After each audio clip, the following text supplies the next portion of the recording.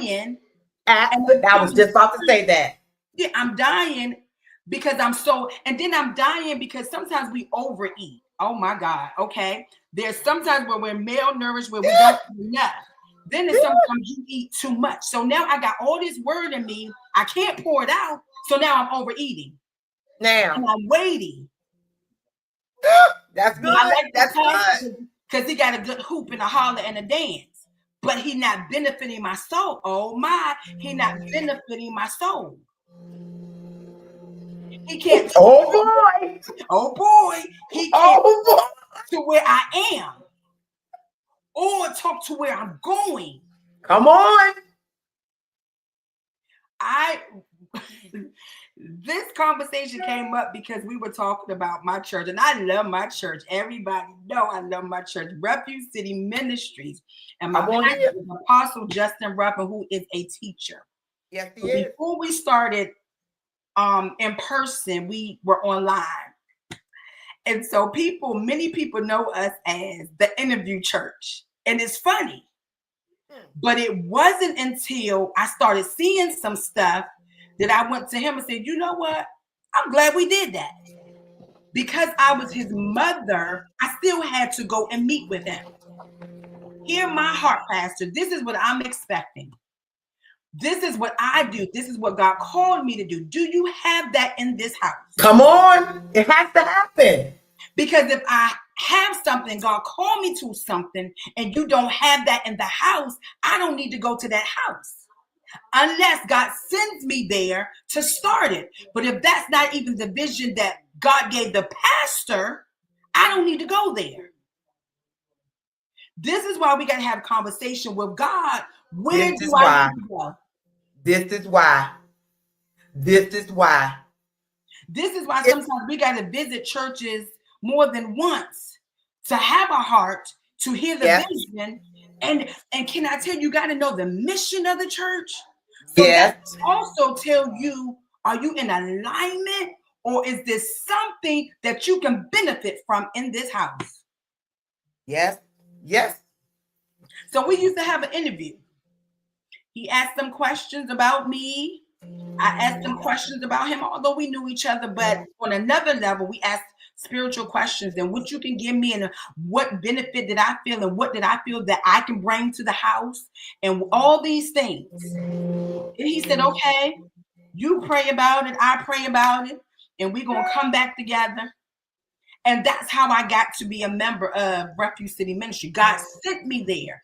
But even though he sent me there, I still had to make sure there was room for me there to be beneficial and to be groomed, taught, and matured, and to have language for where I'm going and that season that I was in. Now, I'm not saying that I was completely out of order at the other houses. I just never asked God, should I go there?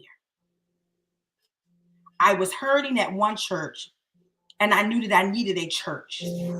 And I joined. Did nothing, but had a calling. Did absolutely nothing. Nobody came and said, you need to do this. Nobody saw my gifts. Nobody saw none of that. Nobody saw that I was called. I'm sitting there, dying and barely serving. But God sent me there first. Then I went to another church, and oh my God, every Sunday, every time the church door was open, I felt, it wasn't a bubbly feeling, but God, I felt he was speaking to me, really speaking. And I was matured at that church. I knew who I was at that church. I got a lot of stuff at that church. I'm not going to take that from, the pastor. I was absolutely brought back to life at that church. Absolutely. I found who I was at that church. And so, although I was familiar and comfortable at that church, God was telling me I had to leave. But because I was familiar and comfortable, I wanted to stay. Because I was friends with the pastor. So I'm saying I don't want to say my selfish reasons, but I'm saying out of obligation. That's the word, out of obligation. I'm showing Loyalty up. can be deadly sometimes. Listen, I'm showing up out of obligation. And when you do that for the wrong reason, you're going to die.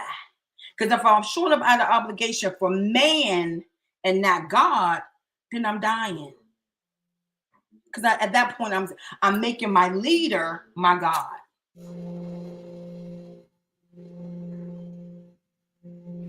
So I wasn't going to move. I was going to stay right there until God called me to go where I am now. So we had a little interview, and he finally said, okay, the Lord told me, and I see that you can be beneficial, and I can help you and you and pour into you. And this is where I am now. Because I had that talk with God. I had that conversation with the pastor. Now I do understand not all churches are like that. Correct. Because sometimes you go to churches and you never have that heart to heart with the pastor. But there shall be some things in that church that you know about before joining. Like you should know the vision And the mission. and the mission. We hard on that, right? What's the Yeah. vision? What's the Yeah. mission? And is it in the house? Are we operating and doing what the vision and the mission says? Because we can write a vision and a mission, but are we operating on that? Yes. Sound in the That's good. house, or we writing a vision and mission because it sounds good? Or is that actually in the house and we doing it? I just think that whether you call it an interview, a meeting, whatever you want to call it, I really think it's something that we need to start being serious about.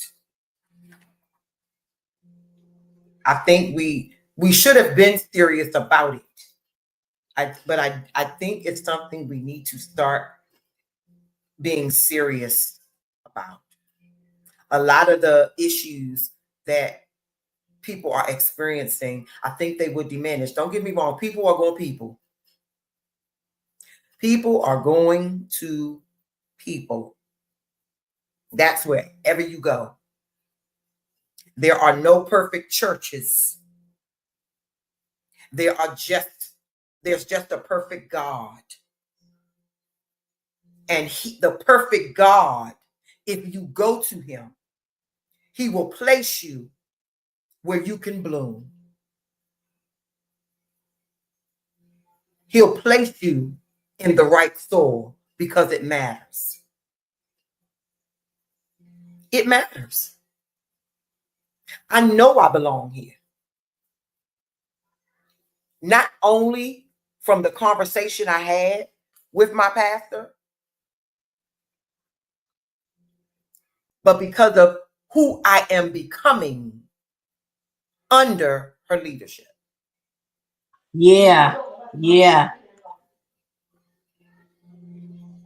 I am not the person that went there 4 years ago. I'm not her. But because I was in the right soil, my roots could develop appropriately.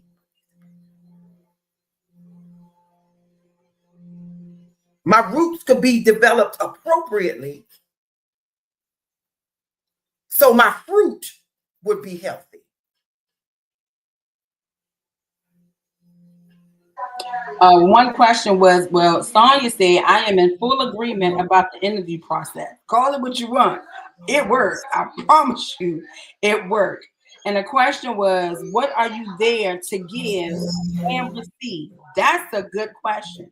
That is good. What are you there for? What is your motive? We see your questions, Apostle. I'm gonna get to them. Go ahead. What is your motive? Like what I bring, my mission, my ministry is women. They have a women's ministry. So I can benefit because I'm in alignment with my assignment by working with the women. You see what I'm saying? So that's why I'm here, because I am a woman and that's my ministry and it's needed in the house. So I can work that effectively, my assignment, my kingdom, because it's needed in the house. And that's what God has given me to do. What am I benefiting from? Because I'm seeing women being restored, Absolutely. women being Absolutely. whole, and we're walking the women through a process, and we're not dropping them. So I'm receiving and I'm giving. That's what I joined the church for. And what's important in that is you cannot sit under a leader who's intimidated by your gifting, who's intimidated by what you bring to the table. You have to make sure that you're sitting under a leader who is going to nurture your fruit as it grows and give you a space to operate. And guess You're what? good with women. Your ministry is women, prophetess. But what if Apostle was intimidated by that in you? Would you even have room? Would there even be a space created for you to even function there? Then why are you there? That ties into his question, what is needed to be successful? Yeah. I need you to help. What's needed for me to be successful? And that's the conversation I had with her. I need spaces to be created. It was hard. It wasn't easy at all. It was hard. Yeah.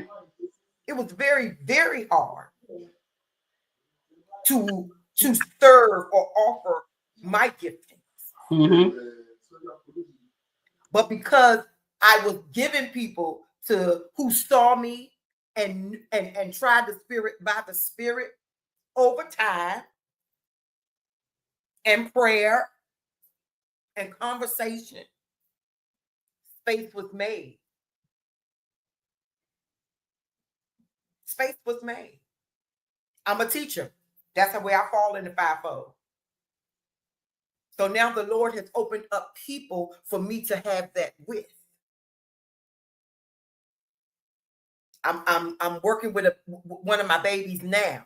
She wants to understand her purpose. So now she and I we're in a dialogue. I've created a little lesson plan for her, a little study guide for her, a space created for me to do that. But had I not, I don't know what I'm trying to say. Had I not had that conversation with her, how would I know? I would just be assuming. I want to get to some of his really quick. And what about some pastors are gate? I think this is pretty much what you're saying, gatekeepers. Gatekeeping, exactly. And even in pastorship, they got to teach us accountability. Hold us accountable. My pastor said, let us fall. Sometimes you got to let us fall to pick us back up so we can dust ourselves up, but we tried. But if you're not teaching us how, absolutely, and you're doing everything, because some people work better with being on the job training, get the on the job training. Absolutely, some. And some are better being taught and told. Sometimes I work better with you showing me, and I'm doing it at that moment. So even as a pastor, you got to let us fall. Teach us accountability. You know what I'm saying?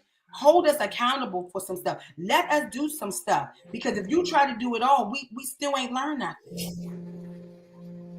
We haven't learned anything because you're not allowing our gifts to make room for us. We'll never There's know. No space. You're not creating a space. Yeah, we never know what we can do because we never did it.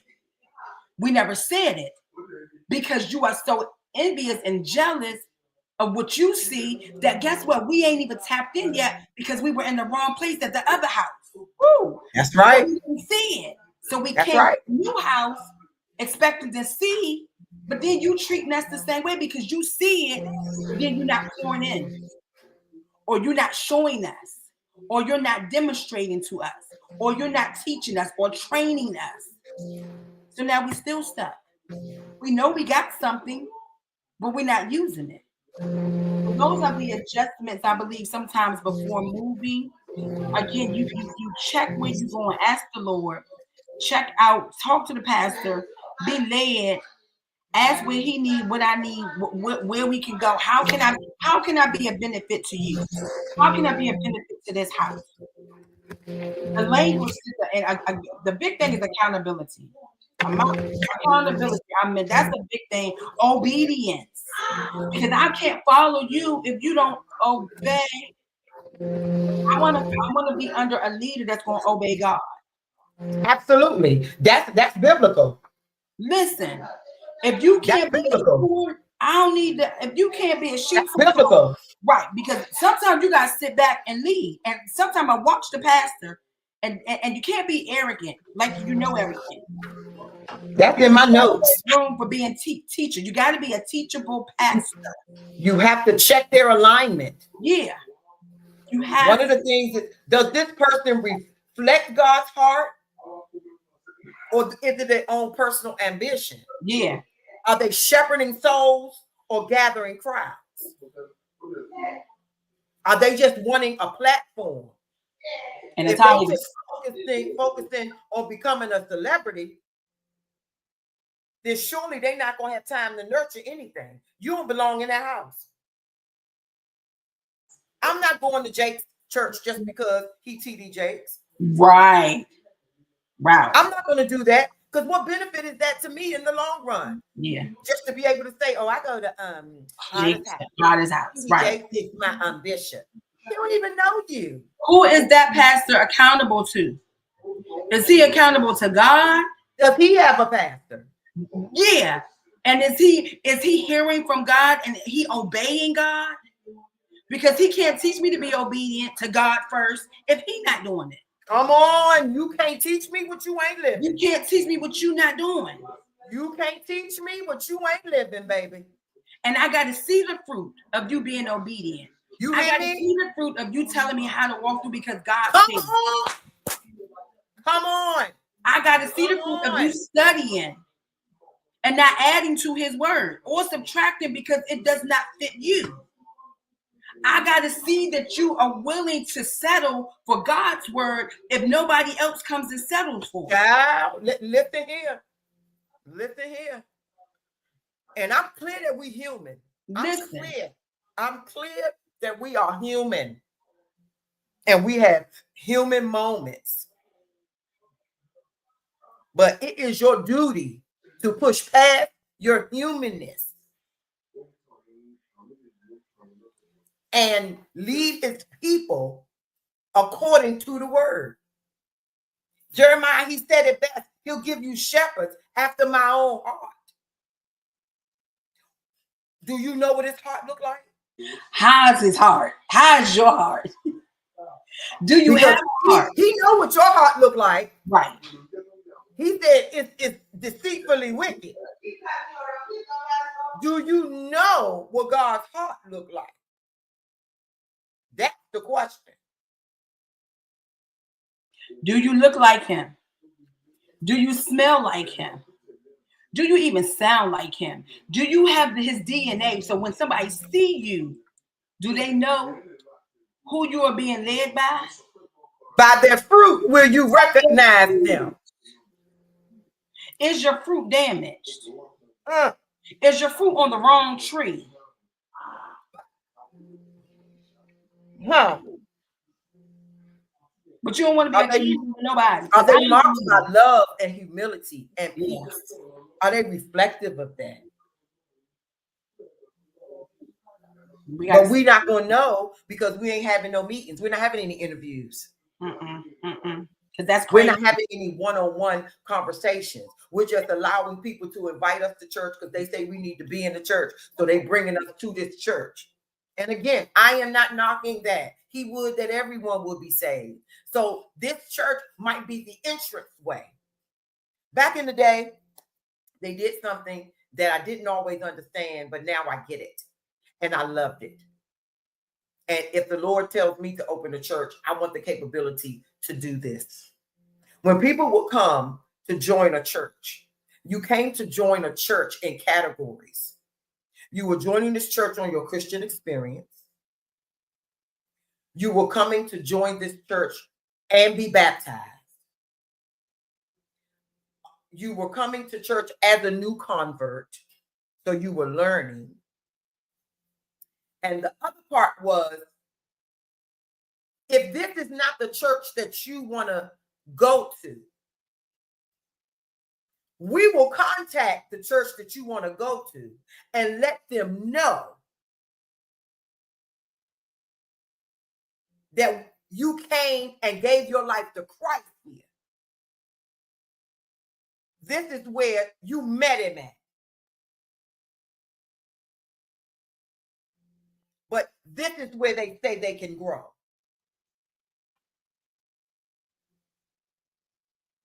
But you're not going to know that without conversations.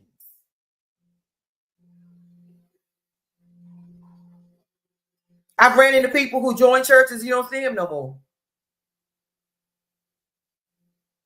I know some people who've given their life to Christ and joined the church, and then they went to another, they left. They didn't even know how to leave right, but they went to the church where they wanted to be.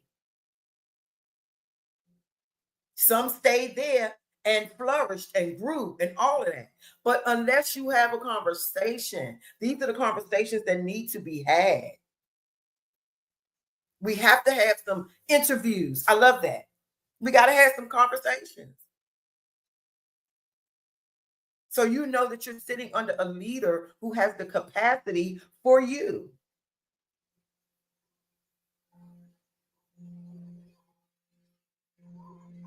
What are the areas of growth, opportunity, and flourishing? How will these areas be monitored and measured? This is good. How often will the leadership team gather to discuss progress and movement?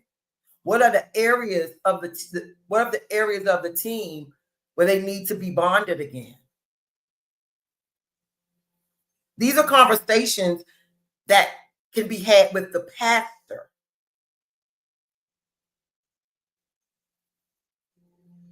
And those answers and what God is saying, aligning, will let you know if this is a house that you belong in. Yeah.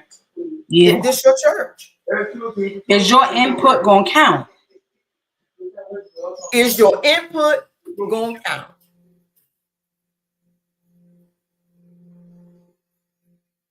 You have to look at churches where they move in the familiar. They try to make it seem like they go outside the box. But the reality of it is they don't go away from what they know. They're going to put you on a team because that gives the appearance that they're operating outside of the box. But in actuality, they're just putting you on this team to be led by someone they're familiar with. Because they don't trust your voice. They don't trust the God in you. So even when he said, what are the areas of growth, opportunities, and flourishing, that all, like you said, aligns up with God. It does. Because if I'm doing my passion and purpose, we get them mixed up.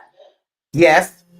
You see, yes. I can do something well because it's my passion, but that don't mean it's my purpose. It's my purpose.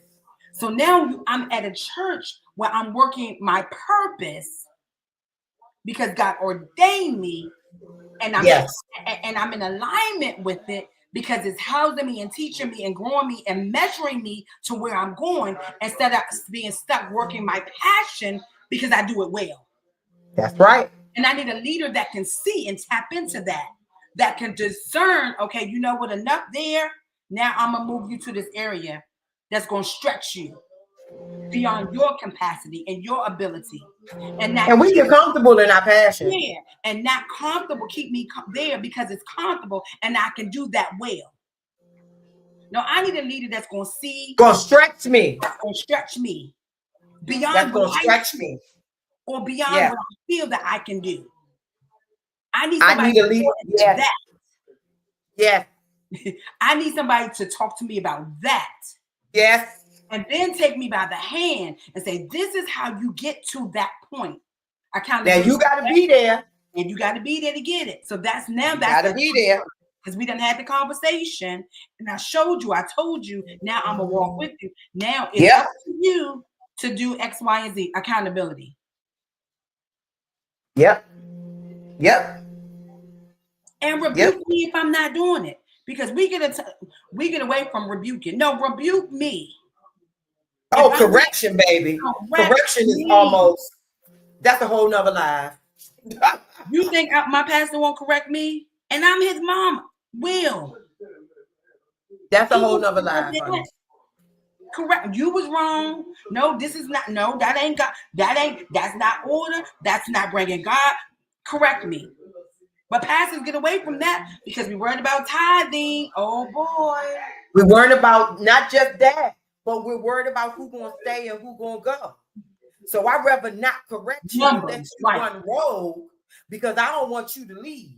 Or I'm a patty cake it and sugarcoat it because I don't want you to feel some type of way. The devil is a lie because the Bible says I chastise those that I love. So do you really love me if you're leaving me undisciplined? If you're not correcting me? Like I said, that's another conversation. I can go on that tangent for the rest of the night. Somebody said, are the pastors available for these meetings? That's a good one. Yeah. Pastor, are you going to have my heart to listen to me? Are you going to make time to hear my needs? Are you going to have time to talk to me? Because sometimes I don't understand it in service. Can you set a meeting up with me to show me, to talk me through this thing, to walk me through this thing? And if they can't, that might not be your pastor. Might not be your pastor. Because if it's the pastor that God ordained and set apart for you, this conversation, they're going to understand that, wow, this is good. They're going to be receptive to that. You got to have a pastor. They're going to be receptive to that. And they're not going to just put you on their books for 5 or 10 minutes. Yeah. They're not just going to pacify you and diminish what you're trying to do. Mm-hmm. Yeah. They're going to make time for you. And this is a two-way street. If you're not really ready for the journey, don't take it.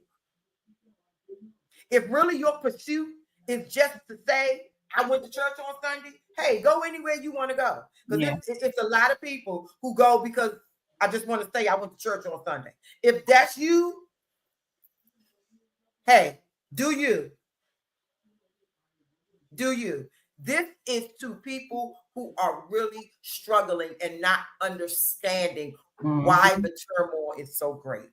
This conversation is for people who are really trying to figure themselves out and wonder why they're stagnant, wonder why they're stuck.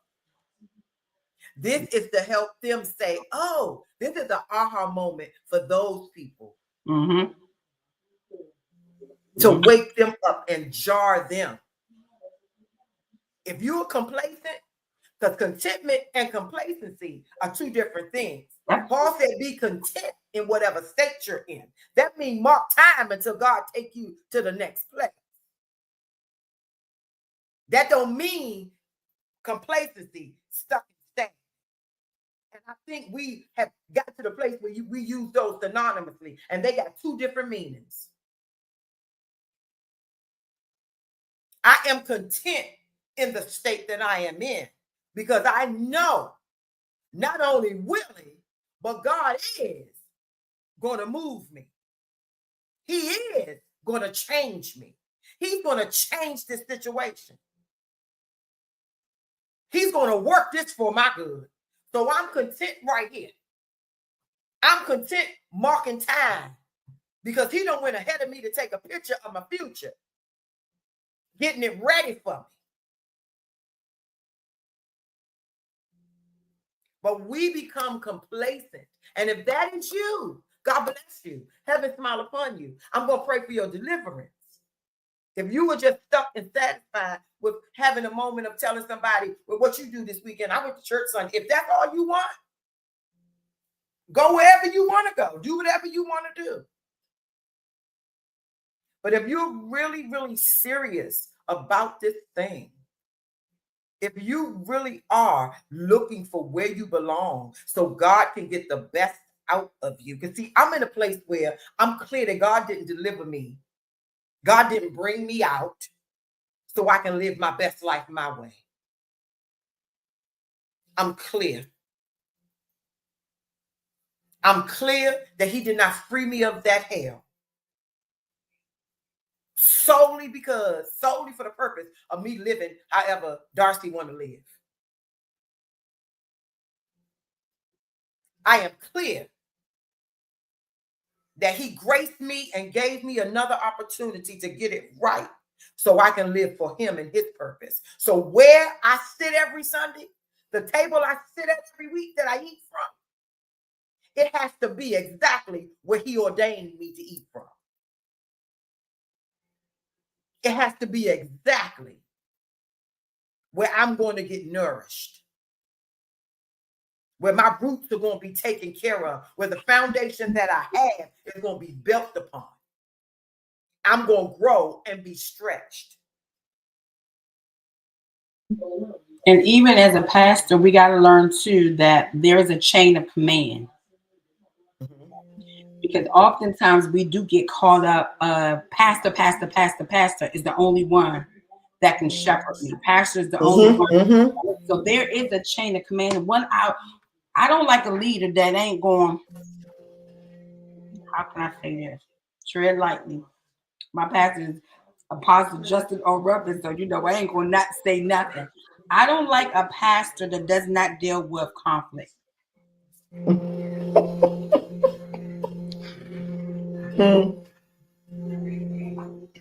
Anything in the house, go. That's frustrating. Go along and get along. I don't like those pastors who give the instruction for everybody else, but these people right here, it's not for them. They exempt. Because we got this. I don't like that. Over here. Because now you got me looking crazy. Because you have me giving an instruction to this group of people, but it don't go for these 3. Yeah. Or these 6, or these 7 right here. No, I'm not going to do that. You're not going to make me look crazy. We were going to make this for the whole, or it's just not going to be for nobody. Somebody said usually that's the family members, the clique. Yeah, because we're not doing that. They said that's the family members. Somebody else said that's the money people. People got the money. Listen. But it's the truth because I've seen it. Yeah. It is the absolute truth. It's the absolute truth. All kinds of things dictate why some can and some can't. Yeah. But I'm sorry. This journey is too serious for me. I can't fall into them categories. Yeah. And God is my witness. If he says Abraham and he talking to me and pack up and go, guess what I'm doing? I'm going. Yeah. I'm going. I got too much at stake. Yeah. I got too much at stake. Too much. And I done went through hell. And I promise you, whatever suffering I'm going to do, I'm doing it over here. I'm doing it in my flesh. Mm-hmm. Whatever suffering I'm going to endure, I'm doing it on this side. Yeah. So whatever obedience looks like for me, I'm going to do that. Mm-hmm. It's hard as a turtle's top shell, but I'm going to do it. Because it really is better than sacrifice. Yeah. This is a two-way street. Yeah. It's not all on the pastor. Right. A lot of this responsibility starts with you because you choose your pastor. You allow them to pastor you. Mm-hmm. So it starts with you. Mm-hmm. So could it be the issues that you're having, the things that you're going through? It's because you didn't make the appropriate decision. And what you're willing to do, not do, what you're willing to listen to, the changes that you're willing to make, the dying that you're willing to make and or not make, the moves that you are not willing to make but need to be made. It's all of these things. Yes. As a pastor, I want to be under someone who is faithful, someone that's going to be a demonstrator, Yes. Someone that's going to show me to how to be the guide.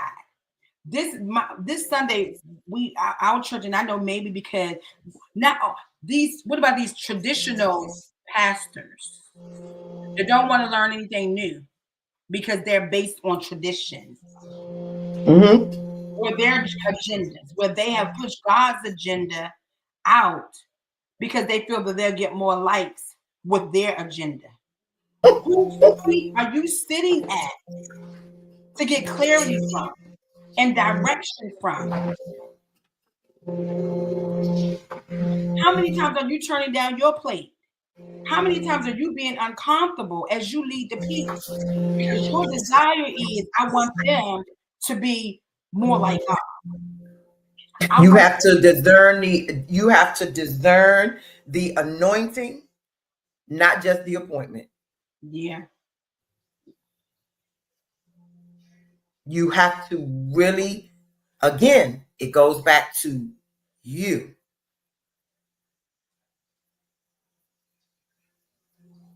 What are you praying and asking God for? yeah, God, show me this man or woman of God. Reveal their life to me. Reveal them to me. Show them to me. yeah. It's the Before I fact. choose them. Mm-hmm.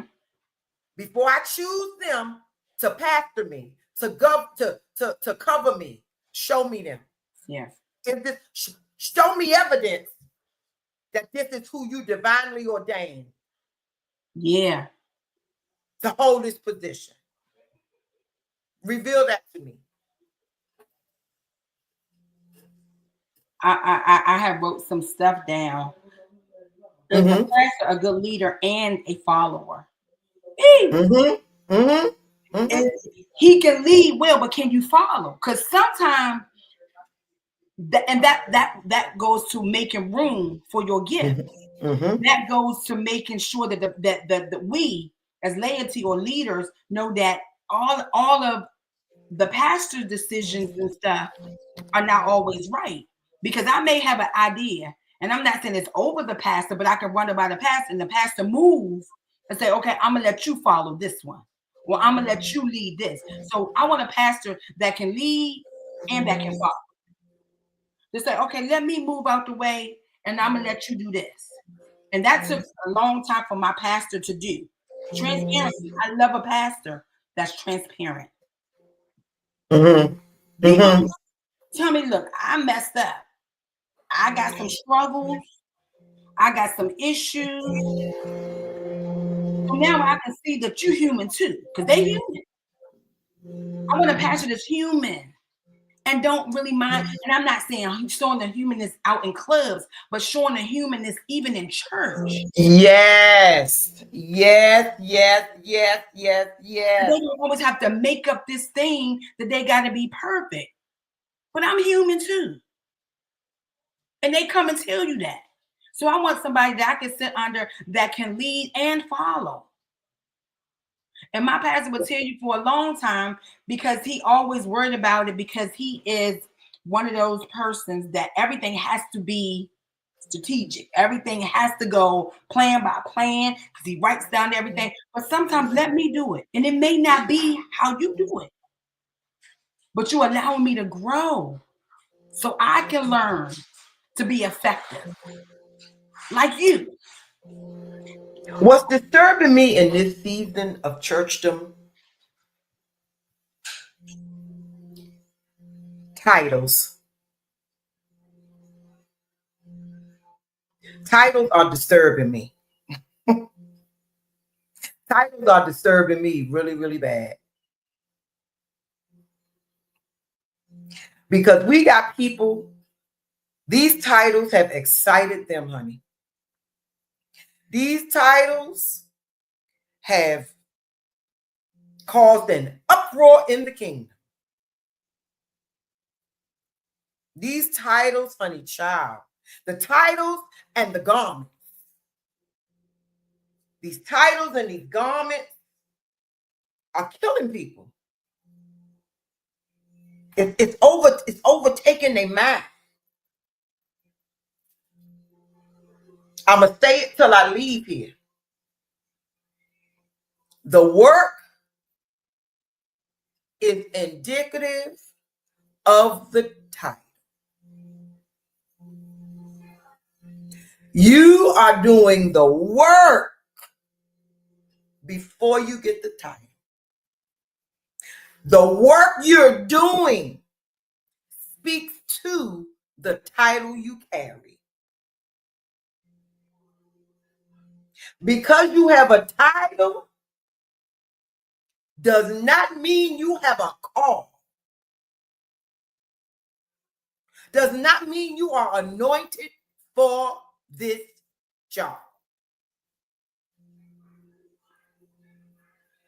If you are 10 and an apostle, you cannot cover me. How old? 10. I went to a funeral a few years back during COVID time, and all of the hierarchy could have been my grandchildren. Now, don't get me wrong. David was 16, I believe, when he was ruling. Don't get me wrong now. The Lord can use anybody because he has. But when you don't even read well,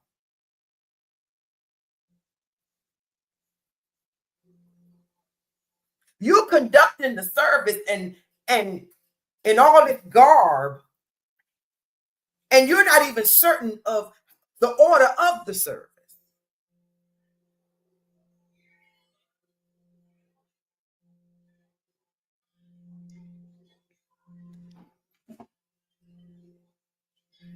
You can't form a appropriate sentence.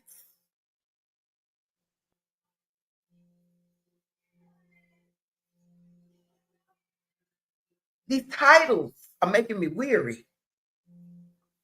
So in your search for a pastor, there needs to be prayer and conversation concerning who's covering you.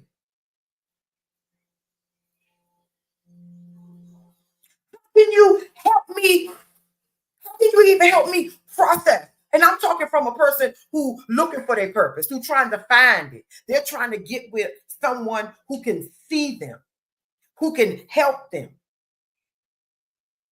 But their struggle is what they've gone through in the natural.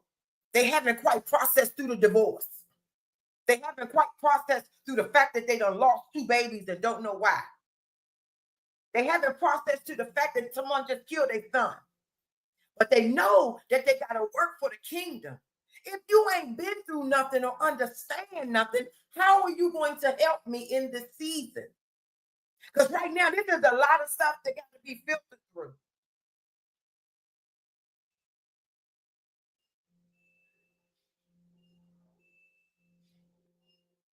Titles are not indicative of calling.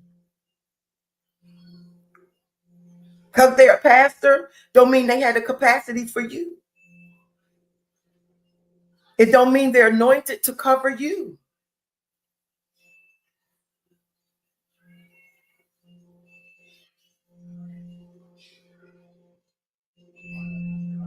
We have to be praying. We have to have these conversations. We got to have some interviews. If the Lord ever, while I'm still here, call me to pastor anybody in a church, I'm gonna have some interviews. Why you want to come in? Why you want to serve here?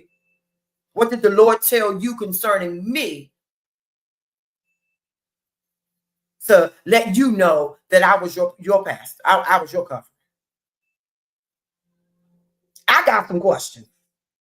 Even if you ain't coming with none, I got plenty. Mm-hmm. What are your gifts? Because I'm confident enough in who I am to say, well, I don't work there. I don't dwell there. Mm-hmm. Let me call Apostle Justin. Mm-hmm. Look at here. This is where they gifted at. I don't do this. Yeah. Yeah. Yeah. And so I'm going to listen, refer them to City of Refuge, and you all can groom them and grow them. yeah, Because I'm not messing up nobody. That blood ain't going to be on my hand. in my hand. Yeah. Yeah. Yeah. Don't try to And hold I'm the just, people I'm hostage. being as transparent and honest as I can be.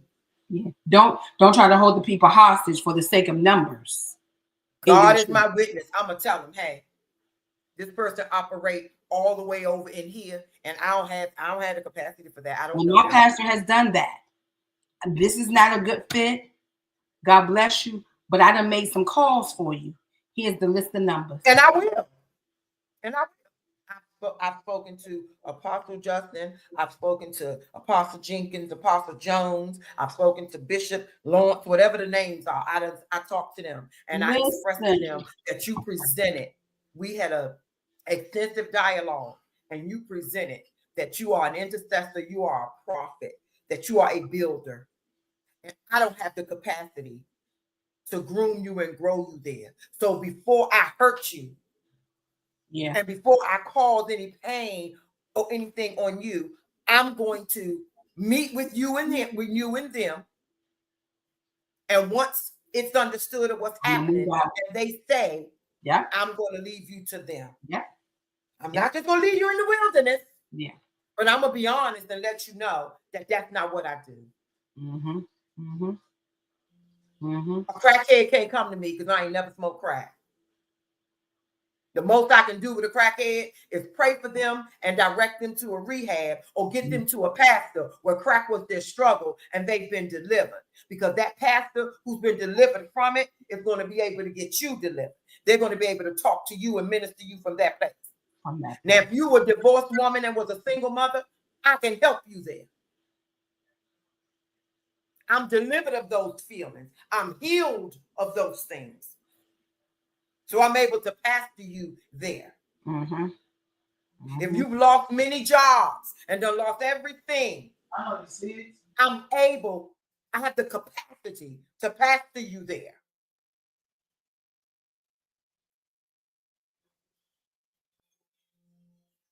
If you are coming saying you want to be discipled, I have the capacity to do that. I got literature and curriculums. I got things I can teach that. Yeah, I can teach you that. I can help you there. And these are just things I'm throwing out that has to be addressed when looking for a pastor. Stop haphazardly going out here, just going to these churches because they name big. So what? They name big and they got no power. All they got is full seats and empty people. They collecting checks.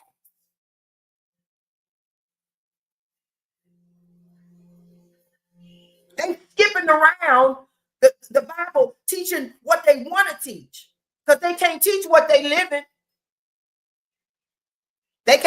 They can't teach against what they live in.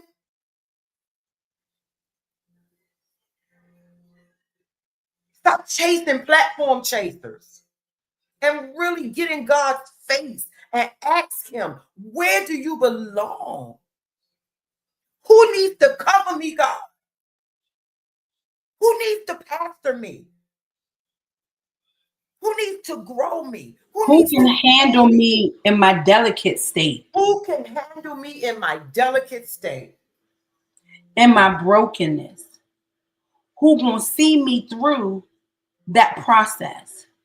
And if the pastor can't do it, then he sends somebody else on the team that he says, Yes. I got somebody that can do this with you. Because the pastor can't do everything, but he still steers the boat and leads you to the person or persons Who that can do it? Yep. if he cares about your soul and your Yes. children.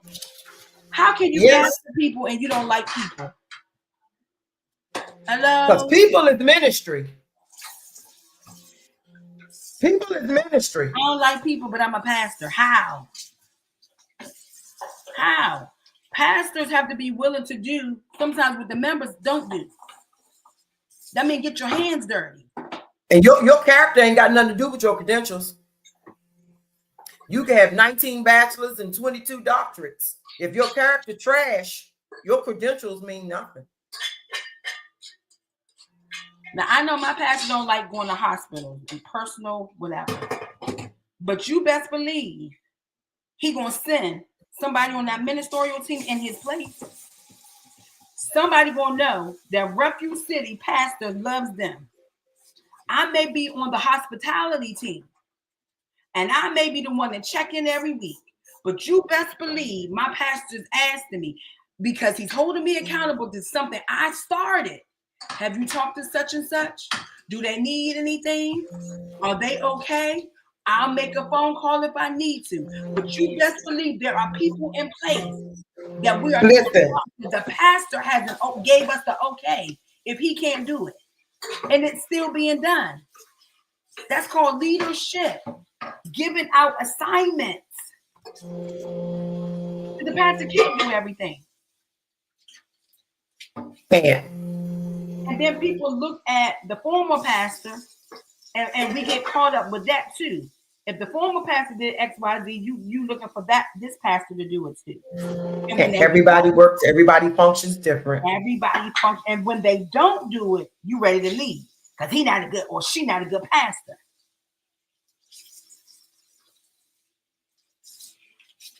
I'm compassionate. Everybody knows to the utmost.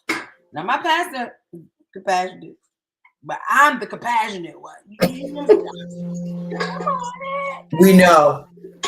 We know. It's okay. It's okay. But the pastor that you under, they gotta again know how to handle you. They do. They gotta know when they gotta be hard. They do. I want a pastor that, and I know I was having a conversation with somebody, and I know that sometimes it's hard to know all the members. I know that. You know what I'm saying? But can you know something about them? Can you know my name if I wave somewhere? You know what I mean? I want that personal encounter, I guess. I want my pastor to know my name. At Healing Hearts, after so many visitors join and come through the new members class, Apostle has a meet and greet. She picked a Sunday, and after that service, little snacks, little food is in the fellowship hall, and she has a meet and greet. I love that. Yeah, and we do it every fourth Sunday. I love that. Everybody know when we be having them good cake dimmet desserts, but he lets the people know, hey, I'm not above you. I am touchable. So does she. I have people in place. And she wants to know your name. Yes. She wants to know you. She wants to know. Yes. She wants to know Prophetess Kim. She wants to know Elder Darcy. She wants to know the people. She wants to know Karen and Jean and Joan and John. She wants to know their names. She wants to see you and put your name to you. She wants that. Yeah. So after so many come, because at one point there we had a good little rash of people that came through and joined and went through our new members class, and she had a meet and greet so she can meet her members. Right. That's important. When I was going to another church fairly large, and I'm not calling no church's names on here other than HHWC, but I went to a fairly large church, and I was there for 13 years. During my tenure there, I would run into people and they would say, what church did you go to? Did you go to? And I would say my church. And they was like, that man don't know nobody. I know him. I mean, when you on leadership, he should know all his leaders. But I went there and I was trying to get to him just to shake his hand after one service. And the people just pushed him, all the people around him just pushed me away. And at first I was in defense of it, because what you ain't gonna do is talk about my church, right? You're gonna talk about my church or my pastor. Them fighting words for me. But then the Holy Ghost had to pause me and say, well, you can't really get mad at the saints, Darcy, because they do that. He is untouchable. I was like, well, so I had to start paying attention to this. And I noticed after service, block that door. The door he came down and went in, the steps that he came down, it was a body, a wall of bodies. Me, you know me, I just bust right on in. But for everyone else, it was a wall of a wall of bodies, so nobody could get over there. But then I noticed, I brought it up in a leadership meeting, and a few months down the line, I noticed he would go down the middle aisle and wait at the back door. And not all because he just preached like a madman. So he's tired. But he would shake some hands and greet some people and have some encounters within reason. Have some encounters within reason. And then he would go back. And that became a little bit of the norm after a while. And it helped because it did make him not so untouchable. His son would do it all the time. Yeah. Yeah. His son, every time he finished preaching, one of the main things he would do, and I love that about him, his son would always go to the vestibule and meet and greet the people. Take pictures, talk to them, all that. Younger, more energy. Yeah. Yes. A different, you know.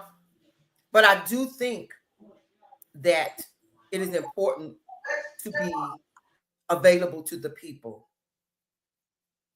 Not all your business, because my dad used to say the shepherd can't talk to the sheep. So don't do that, but engage.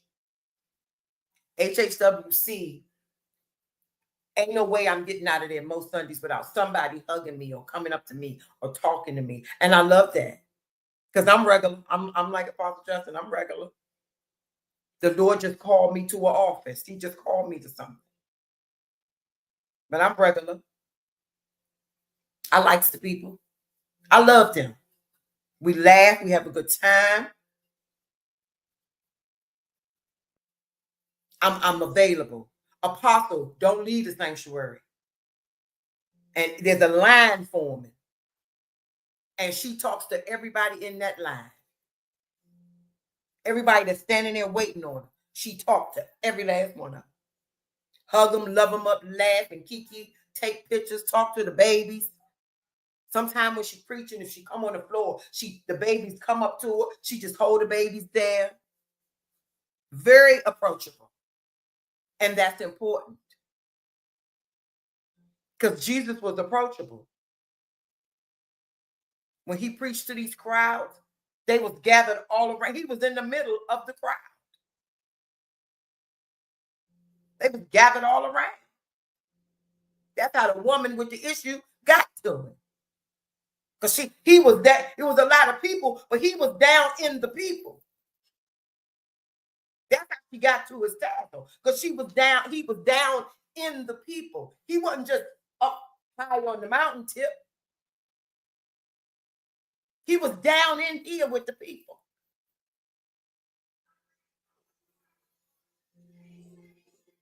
Blind Bartimaeus, he called him to him. It was a lot of people. But he was able to get to him.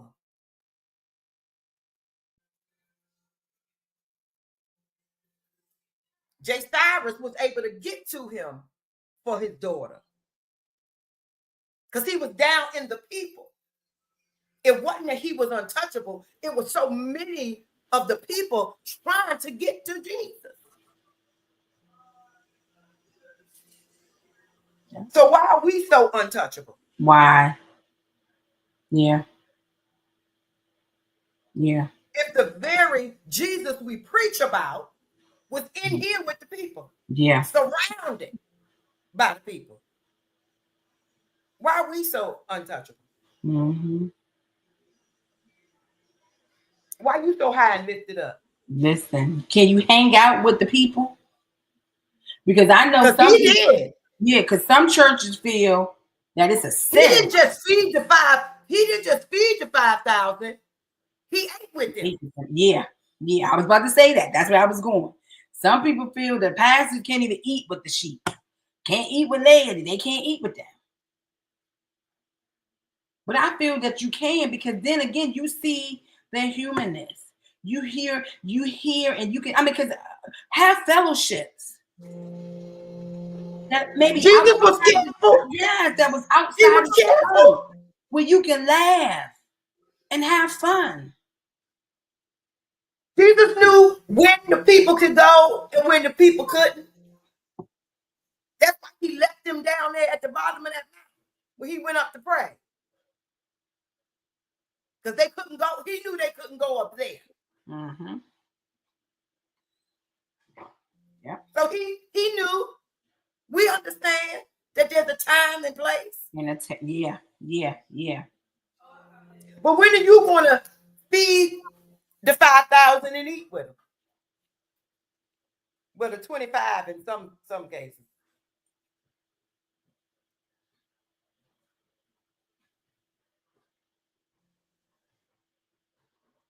We have to pray about these things. You're not going to cover me if I can't get to you.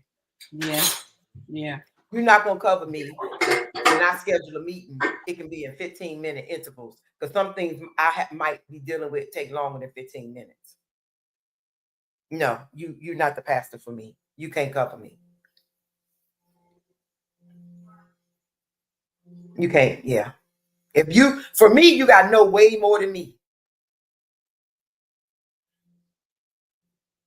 You got to know way more than me. My child tell me all the time, Mom, everybody you know is a bishop and apostle or something. Do you know any just elder people? I feel one or two here and there.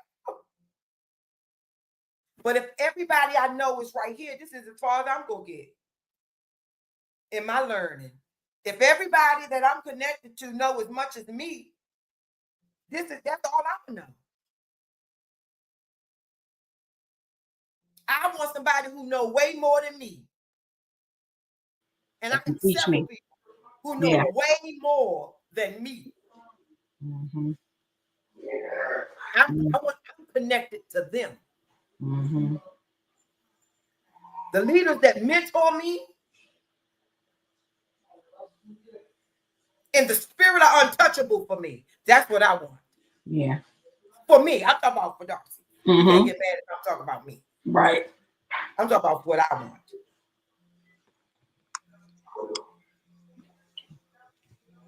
Yeah. I want to talk to people who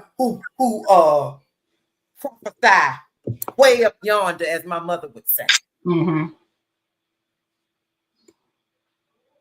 I'm connected to those kind of people. Yeah. I don't want to study with them. I want to study under them. Yeah. My mentors are that. Yeah. I want to sit at their feet. I want their dust on me. So you got to know something. Yeah. If you're going to cover me. Yeah. You got to know a lot more than I know if you're going to cover me. Yeah.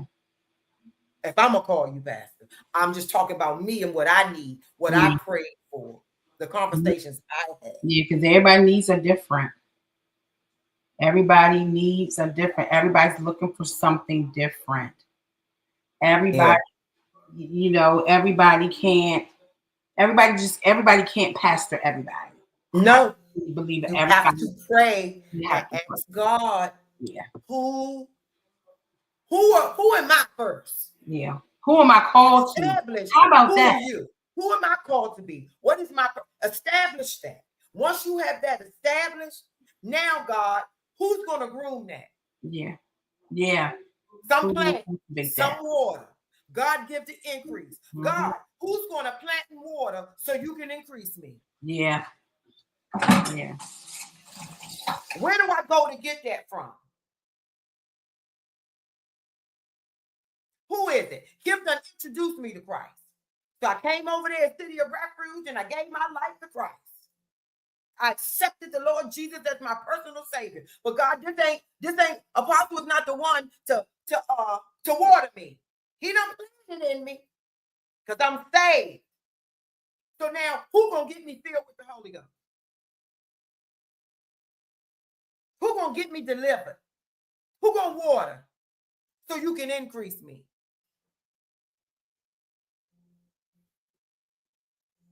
Apostle Sharita can't do that. So where I supposed to go? She done watered me, God. She done watered me. So now where I go to get the increase? Who gonna increase me?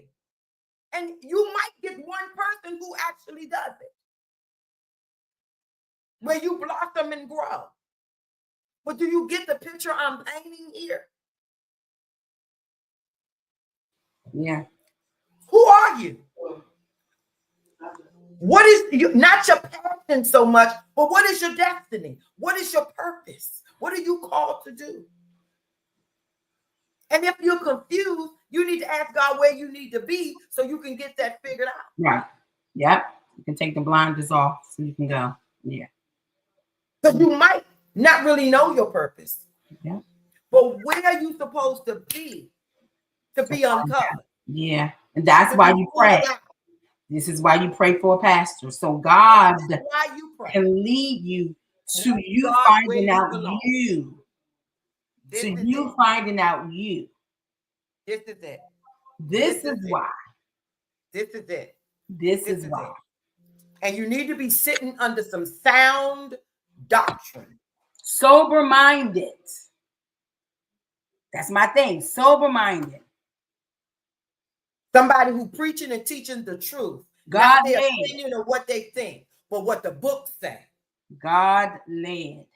Done laid before the Lord to dissect His word. Yeah. Done studied to show themselves approved so they can rightly divide it and give you practical life application. And preach all of it. And not the whole scroll. Because they indulging in some stuff, so they gonna preach from that. Preach all of it. Hold me accountable when I'm wrong. Hold me. How about a pastor that's gonna hold you accountable when your teaching is off? Now. Correct me, train me, teach me. Now you preach that, but that ain't really what that meant. The whole scroll. This is what that means. This is what he meant when he said that. Teach me, train me, show me, correct me, give me the. He wouldn't let Ezekiel preach. Listen. Until he ate the whole scroll. John in Revelation said it was sweet when I ate it. It was sweet like honey in my mouth. But when it got in my belly, it was bitter. That sweet is the blessings. Yeah. The promises. That bitter is what you need to be delivered from. Yeah. It's what need to be, that's what you need to die to. But he told Ezekiel, you can't preach until you eat the whole scroll. Mm-hmm. Mm-hmm. All of it. So if they not eating the whole scroll, don't pick around the word for me. Don't pick around it. If what you preaching today comes down my street, then I'm just gonna have to be convicted from it. Take my shoe. I'll take my shoes off.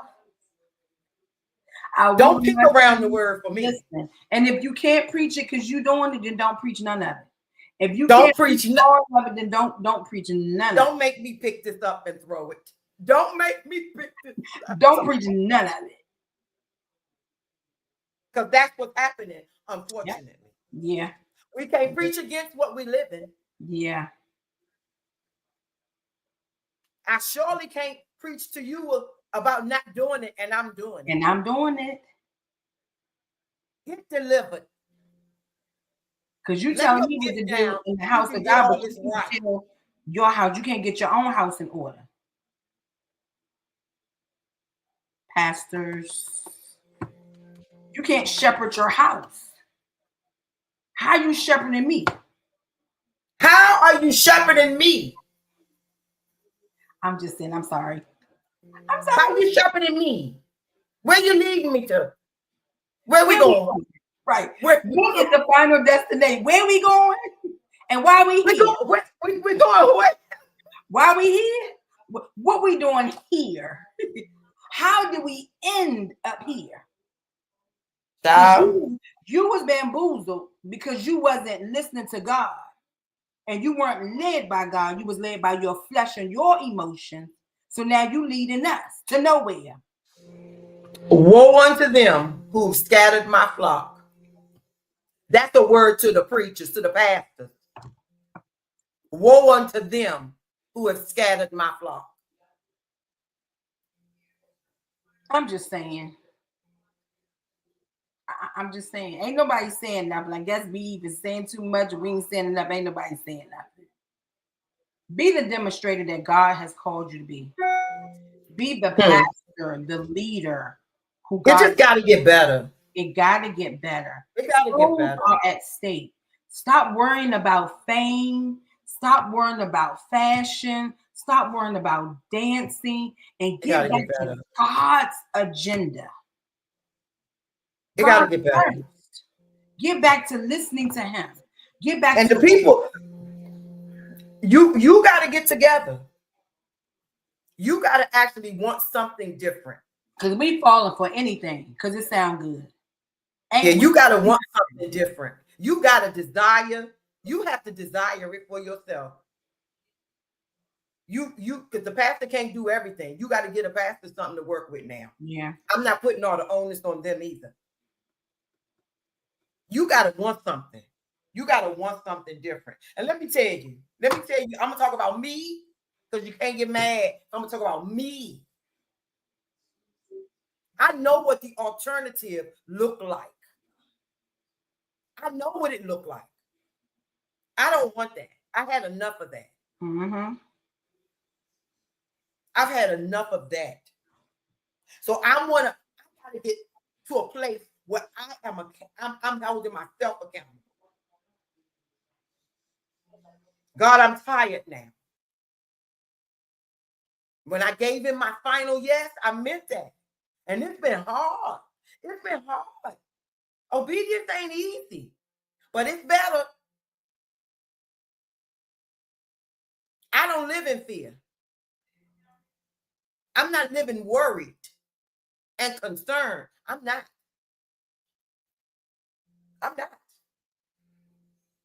I'm doing what he said, exactly how he said it. I'm working every day to make my language and my posture match. There's no way I'm going to fight against serving the one who kept me over there. There's no way. There's no way. There's no way. I'm going to serve him the way he instructed me to. I'm going to live the way he said I should live. Right. Yeah. I'm striving to do it right. We get mad at God and it's us. Mm-hmm. Mm-hmm. He don't want half of you. Mm-hmm. He don't want half of you. Yeah. He don't want half of your heart. He don't want the part that you decide to give him. He want all of it. All of it. And this is for the believer. Like I said, this is for the one who's already trying to figure it out. He wants all of you. Wholeheartedly. He wants your full devotion.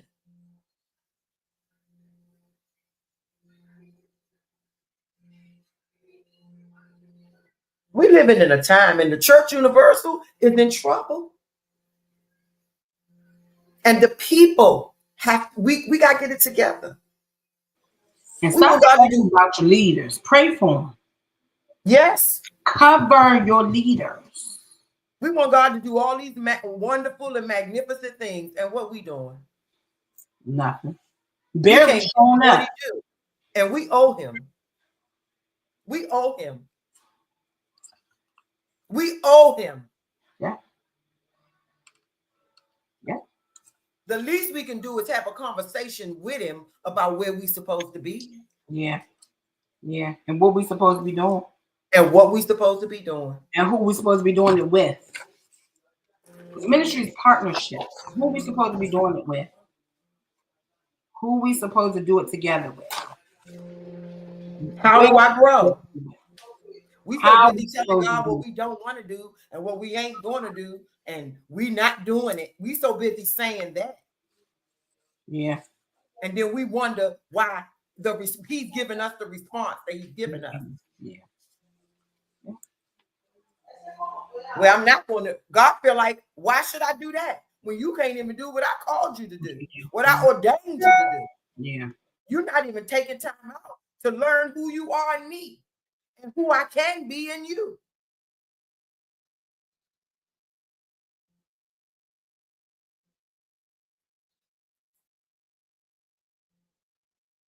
Spend some time with the Lord. Go back. My daddy would say it like that. Go back and ask God. And this time, really wait on him to respond. Wait. Somebody said, that's right. Pray for your leader, even when you don't understand what they are doing. That's good. That is. When you don't understand it. But you got to trust your leader to do that.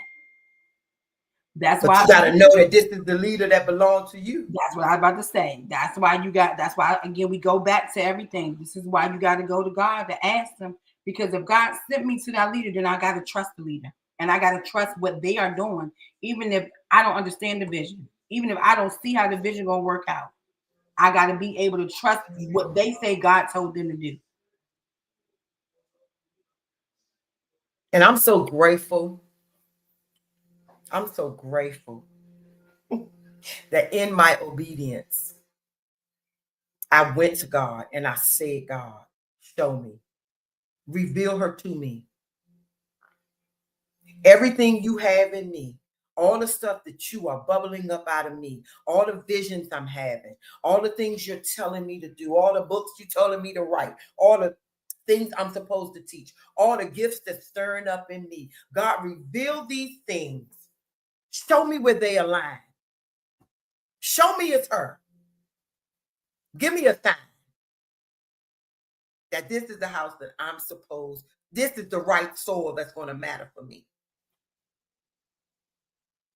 Show it to me.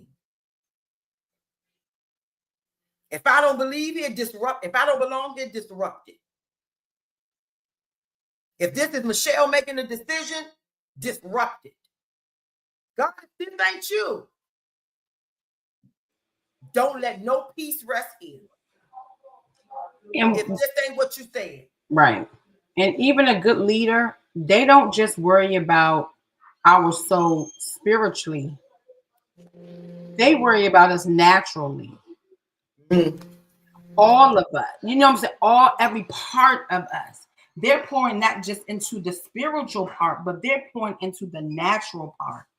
When they want to make sure you are everything, every part is aligning with him. My pastor got us this weekend, got us doing websites and helping us with our websites and helping us with our pictures and helping us with our products that we're selling. Like he's literally sitting down with us and helping us. That's a good leader. Yes. Yeah, that's what it's not about money. They're not doing it for money. He's not doing it for money. But he doesn't want to prosper, and we still down here. Right. Right.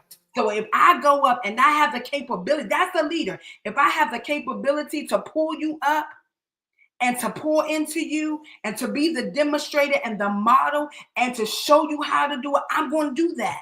That's a leader. That's a good pastor. Instead of saying, oh, I'm getting mine and mine alone. No, that's a good pastor. He said, we're going to have a work day. We're going to come together, bring your attire, bring this, we're going to do this. And I'm like, no church does that. Churches don't I'm do the that. whole while you're talking, my mind just went back 4 years.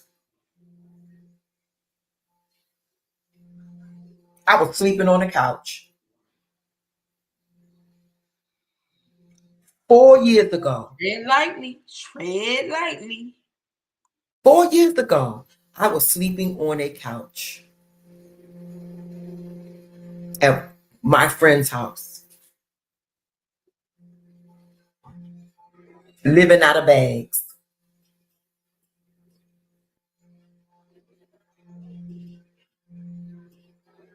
4 years ago, when I came to HHWC as an employee, as hired help, I was under watch care, sleeping on a couch.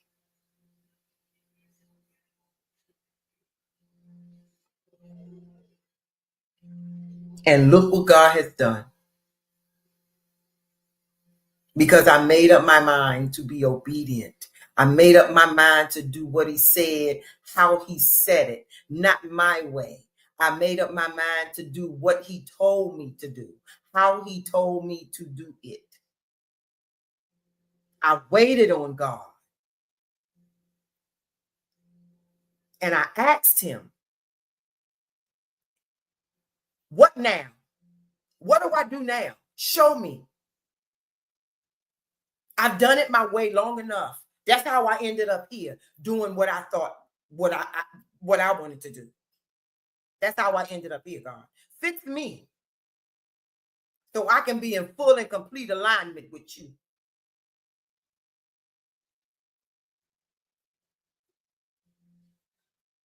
She called me. She hired me.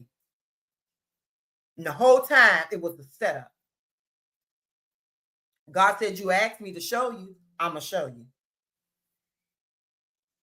You asked me to show you where you belong, I'm going to show you. Frustrated, mad, and upset, I was obedient. Scared, but I was obedient. And I kept asking him, where do I belong? Where do I belong? Where am I supposed to grow? Where am I supposed to bloom? Where am I supposed to prosper the way my soul prospers? Where am I supposed to get stretched? Where's this gift going to get nurtured and groomed? Where? Who has the capacity to cover me? Not just say out their mouth all the magnificent things they're going to do, but who has the capacity and who has the level of accountability that they're going to actually walk out what they say.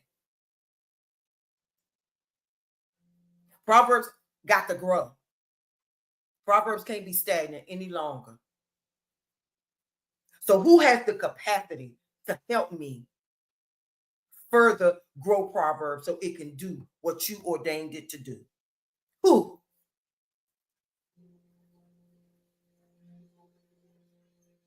There were some lessons in that process, and it still is. There was some stuff I had to learn in that process, and I'm still learning some stuff. But I ain't giving up on God because he's proven he ain't going to give up on me. 4 years ago, I was sleeping on the couch. In July. 4 years ago, I was sleeping on the couch. So when you talk about prospering naturally, that happened in this process because I prayed and asked God who was my covering, who was supposed to pastor me, who was supposed to help me, who was supposed to get me through this process. Right. I prayed and asked him to show me. Next thing you know, I was living in an apartment in my own name.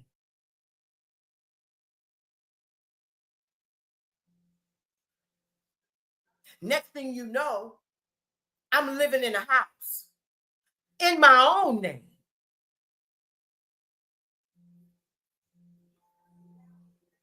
I was getting unemployment. Next thing you know, I'm getting hired for a job that I never applied for. Have heard that declared and decreed and preached a million times. Never thought in a million years it would happen to me. But I'm working a job that I didn't apply for.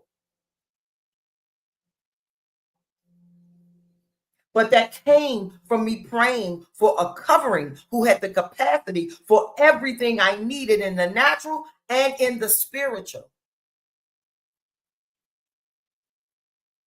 Because if he would that I would prosper as my soul prosper, that means the natural of me got to prosper as well as my soul.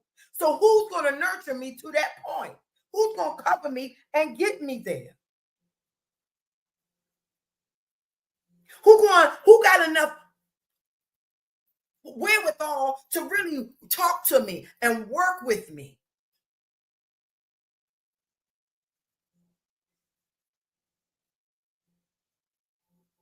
Because I was frustrated. Is it going to happen? Can it happen? When is it going to happen? God, I'm tired. I needed somebody to help pull me out of that. But I had to pray and ask God to do that. And there are no perfect people because we are human. And as long as we're in this flesh, we're going to be flawed.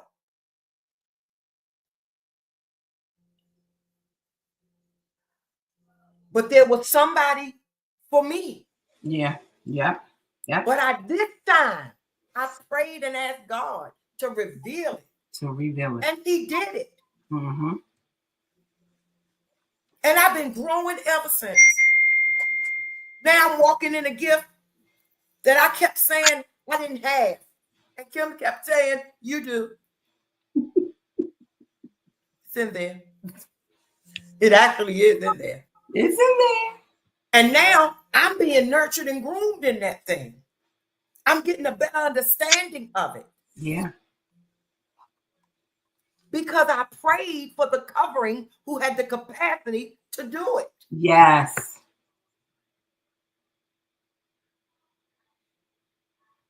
Perfect? No, she ain't. But her pour is potent. Her pour is powerful. Yeah. And I prayed and asked God for it. Yeah.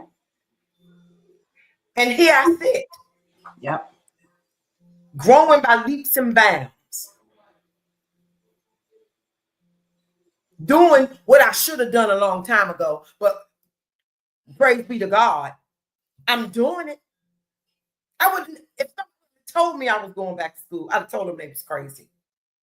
But here I sit in school. Been prophesied 97 times I was going to write books. Here it is. I got a book and one on the way. But that's because I prayed for a covering who could doula me and get me to birth all that is in me. Yep. Coach you.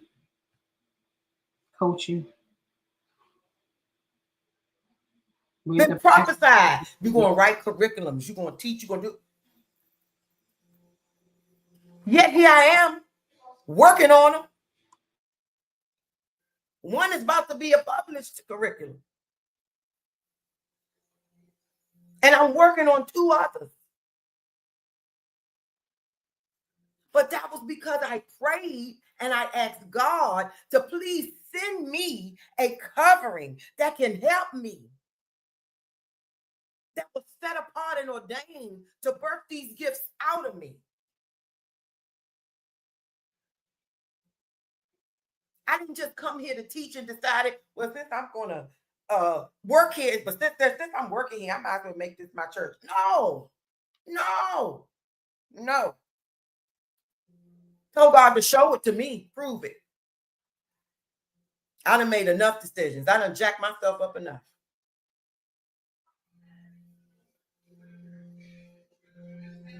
This time is getting well spent. Kim, you can close us out with your last pieces. That's all I got to say. I don't have anything else to say. I just pray that something that was said on this evening will get your attention to go back to pray. And if you are in the right place, the right soil, then God bless you. Work the vision, work with the Yeah. ministry, work the pastor, so you all can be effective in the kingdom assignments that God Yeah. placed in you. And if you don't know where you're supposed to be, go to God and wait for an answer. Stop moving by way of your flesh and your emotions or your offenses, because oftentimes we move because we offended and easily offended. Maybe somebody was telling you right and you got offended.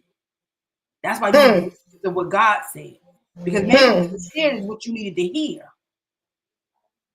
So just be obedient and listen to God, and be willing to work. Be willing to put in the work. Be willing to be held accountable. Hold each other accountable. Be willing to hold each other hand. Be willing to push and to pour. But most of all, be willing to serve God and be obedient to God. Yeah, pastors out here, but God is first. God is the leader. God Absolutely. is the head. God is the authoritative figure that we are all following, even our leaders. Absolutely. Make sure we are being led by God. Our decisions are God decisions and not good decisions all the time, or not easy decisions, but they're God decisions. So some decisions are going to be easy, some decisions are going to be hard, but nevertheless, whatever decision, whatever way it is, it's a God decision. And be willing to obey the God decision. Be willing to put in the work so you can flourish, so you can grow, so you can mature. Absolutely. Absolutely. Eat the book, read the book, study the book, Yes. become the living word that God is Yes. putting in us to strive. So one day, guess what? We may be the same pastor that God is calling us for. Yes. We may be the pastors that have to lead the sheep. We may be the pastors that got to push and pour. We may be the pastors that could correct and instruct. We may be that pastor. If God Yep. told you to pastor today, how would you do it? Woo. How would you pastor the people? What would you give them? How would you handle them? Yeah. What would you say to them? How much time would be spent with them? How much time would you intentionally give them so they can mature and develop? What skills are you giving them? What word are you giving them? That's the truth. So God, I'm a pastor. I am a pastor. I have a pastor anointing. I am a pastor. But God, my prayer is help me be the pastor that you called me to be. Call me to be. And show me the people that I am called to pastor. That's it. So I won't drop a soul. I won't drop anybody. I won't mishandle somebody. I won't confuse somebody. I won't mess up somebody. So help me to lead. And so that's everybody's prayer tonight. God, help us to lead. Give us the strength to wait for your response if we're not in the right place. And send us clarity, wisdom, and direction. And send us the strength Yes. to move when God Yes. calls us, and to go into an area that's unfamiliar Yes. and new, and work your gift. Many are called, few are chosen. Choose. Choose. I know they choose you this day who you're going to serve, but choose who you're going to sit under that's going to feed you, that you'll know if you're going to live or die because they're feeding you. I want to be under somebody that's going to serve God, that I can eat from what they eat from, and it's going to help me to grow and to live. Then you spoon food me poison, and I die right there, and I'm still not doing the assignment that God has called me, and I'm not in the place that God has called me to be in. So God, pastor us that we may be pastored, and Yeah. send us the pastor that can cultivate and intercede on our behalf, that will grow us and mature us and give us the whole word. even if that word hurts. Even if that word hurts. Even if it hurts. Give us the pastor that's going to love beyond their capacity, even if I mess up. And they won't gossip about me, but they'll restore us in love. Because I ain't going to get it all together. I'm not going to have it all the time. But send me a pastor that's after your heart, that's after my heart. That I can find this true, authentic love from a pastor. I don't really have anything else to say. This is good to me. I pray. I saw some comments, and I pray God will answer questions and answer and help people. Like we said, we have all the answers. This is something that we have been taught and learning. This is a learning process for us as we too are pastors, and how we got to this point. And by us getting this point, we had to make some mistakes. Yes, absolutely. We had to do some. We did some stuff not right. We did some stuff out of order, but we learned. And that's why now, as pastors, we can come back and say, this is what you do. How it should have been done. This is what I did. This wasn't right. But God still spared me and called me. And now I'm here to help you. Because there is a generation of people that are coming that God is using those really, I believe, that don't really know too much about him. Yeah. He's calling those hearts that don't know a whole lot. Like they're really learning everything that they are doing now from a fresh point of view. Yes. So let's pastor them well. Let's not give them something for the sake of giving them something, and that's nothing. And they die unlearned, untaught, and unloved. Yeah. Decided not to give them the right thing. Become the tool. Listen to God, and let God lead you and direct you. Amen. Yeah. Yeah. Yeah. This was good. It was. I think it's a necessary conversation. I think it's an ongoing conversation. Thank y'all so much for your patience. The technical difficulties that we have is just out of our control. We have flip-flopped between StreamYard and Facebook Live, and Everybody Kim's trying to do it. And I was trying to go live. Kim was trying to go live. I really got frustrated and didn't want to do it. That's how I knew this was necessary.